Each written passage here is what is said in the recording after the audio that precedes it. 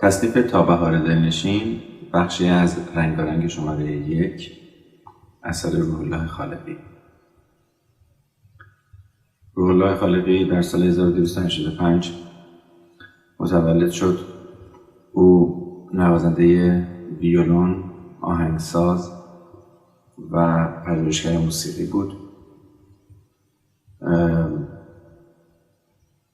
شاخص‌ترین اثر او آهنگ ای ایران، سرود ای ایران هست که جاودانه مونده و به نوعی به عنوان سرود ملی دوم برای مردم ایران مطرح است.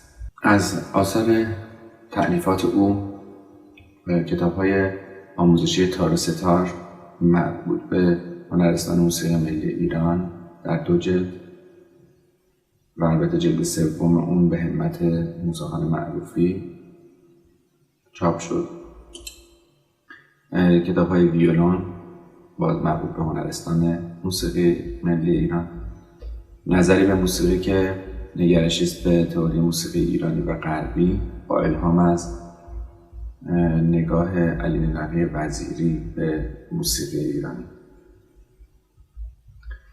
و سرگذشت موسیقی ایران در 3 مجلد که مجلد 3 به کوشش ساسان سپهتا توسط انتشارات ماهور منتشر شده بود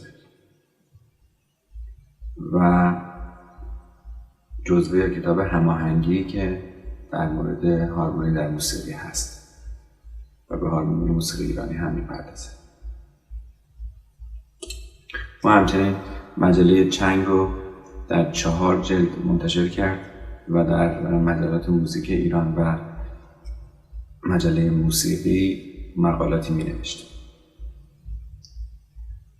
او شاگرد برجسته علی نقی وزیری بود و به احیای موسیقی سنتی در دوره‌ای که بهش توجه نمی‌شد یا کم توجه می‌شد پرداخت و در این راه بسیار تأثیرگذار بود.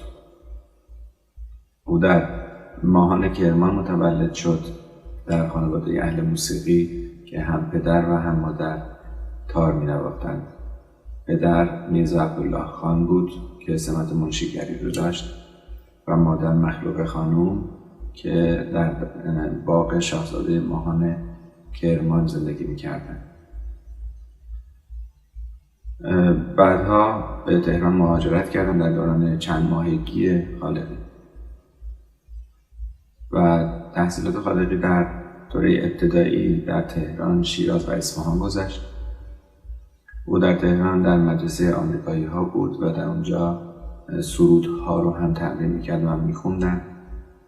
در سال 1302 به مدرسه عالی موسیقی رفت و نزد علی نقی وزیری به آموزش موسیقی به صورت حرفه‌ای پرداخت و با اینکه پدرش با این قضیه بسیار مخالف بود که تحصیلات موسیقی داشته باشه خالقی، اما او حکم تدریس موسیقیش رو از وزیری گرفت و به پدر ثابت کرد که فقط به دنبال مطربی در موسیقی نبود. در سال 1295 به شیراز رفت به خاطر حکم انتقال پدر. در اونجا زیر نظر میرزا نصیر فرصت نقاشی و بهور عروضی رو یاد گرفت.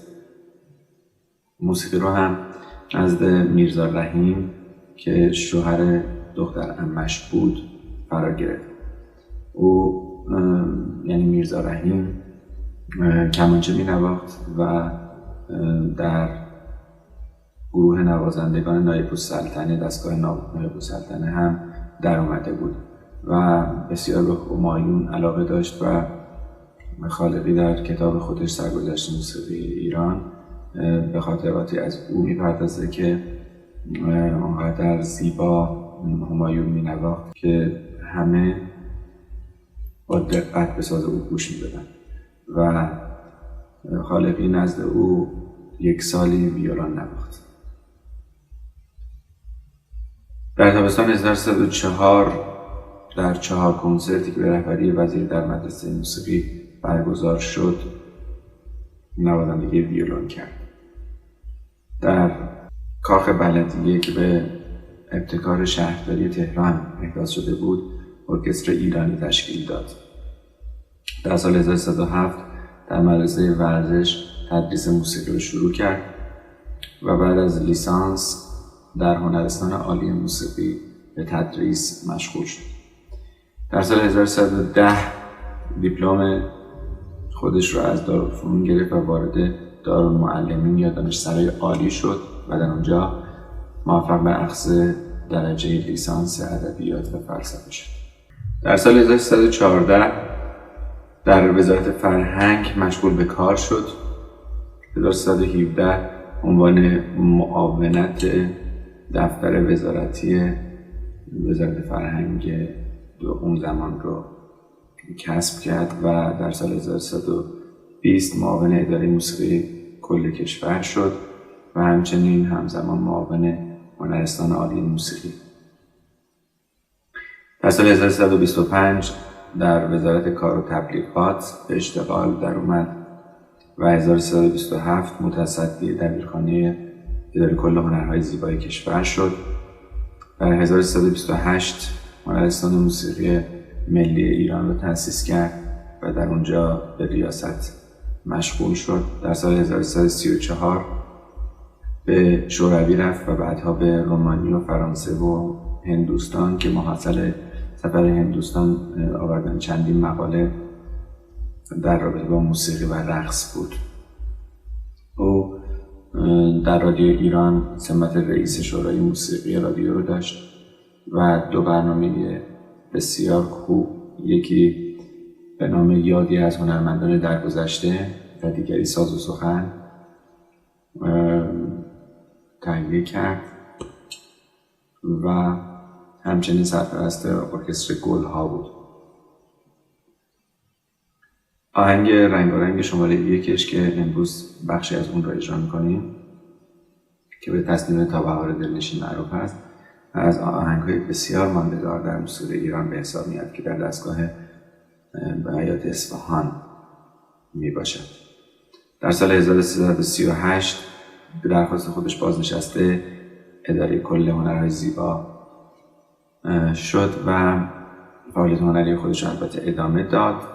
در 21 آبان 1344 بر اثر سرطان معده در سالزبورگ اتریش درگذشت. فرزندان او گلنوش، فرهاد و فرخ هستند. او در گورستان ظهیرالدوله به خاک سپرده شد. این آهنگ در بیات اصفهان صلح اجرا می‌کنیم. سی بمول داریم، فا دیز داریم، در پایین هم می بمول. کوکمون دو صلح ره. بگیم سی سی لا سیل صلح فا صلح لا صلح لا صلح سی لا صلح فا صلح. تکرار سی سی لا سیل صلح فا صلح لا صلح لا صلح سی لا صلح فا صلح. دو دو سیل دو لا صلح لا ره سی دو سیل سیل صلح سی لا سی سی لا سیل صلح فا صلح لا صلح لا صلح سی لا صلح فا صلح. صلح صلح ره ره ره دو می ره دو ره می ره دو دو ره سی. صلح صلح دو دو دو سی ره دو لا سی دو می. انگشت اول میاد رو دو. لا سی یک دو دو می انگشت اول دو می ره سی لا ره. صلح صلح و انگشت دو می رو ره ره ره ره دو می ره دو ره می ره. سوم میاد رو دو دو لا صلح لا صلح صلح می ره دو لا صلح ره صلح لا سی دو سی صلح فا صلح. و بقیه تکرار میشه. این قطعه رو با سرعت 60 اجرا میکنیم. این آهنگ از ضرب بالا شروع میشه اگر 6 8 رو در نظر بگیریم 1 2 3 4 5 6 1 و 2 سکوت هست و از 3 شروع می‌کنیم.